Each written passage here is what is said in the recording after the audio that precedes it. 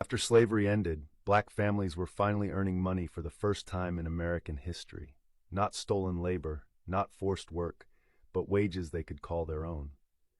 Yet freedom came with a brutal reality.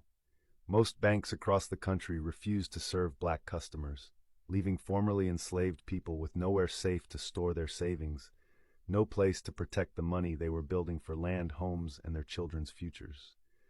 In 1865, the U.S. government helped create what seemed like a solution: the Freedmen Savings and Trust Company, commonly known as the Freedmen's Bank.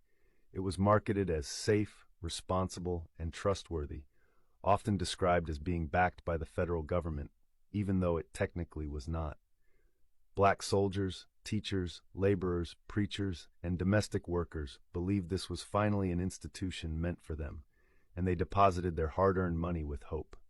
By 1872, the Freedmen's Bank had grown rapidly, holding deposits from more than 70,000 black Americans and over $3 million in savings, an amount worth tens of millions today. These were not wealthy investors. They were people saving burial money, land money, school money, and futures they had never been allowed to imagine before. But behind the scenes, the bank was not controlled by its depositors.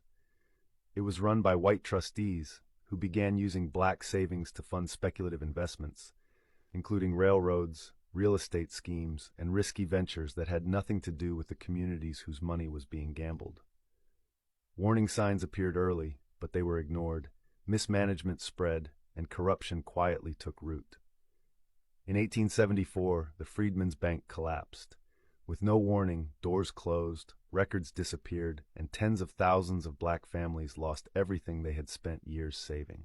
Some depositors had trusted the bank for nearly a decade, only to walk away with nothing: no compensation, no protection, and no justice. The loss went far beyond money. It destroyed trust in financial institutions at the very moment black Americans were trying to build stability after slavery. A system that encouraged them to save, to be responsible, to plan for the future, had failed them completely, reinforcing a painful lesson that doing everything right did not guarantee safety. The Freedmen's Bank was meant to be a bridge from slavery to economic independence, but instead, it became another broken promise, one that pushed thousands of families backward, just as they were beginning to stand on their own. And when people wonder why distrust of financial systems runs so deep in black communities, the answer can be traced directly to this moment, when hope was deposited and never returned. This was one promise. More were broken. Follow to learn the stories history keeps quiet.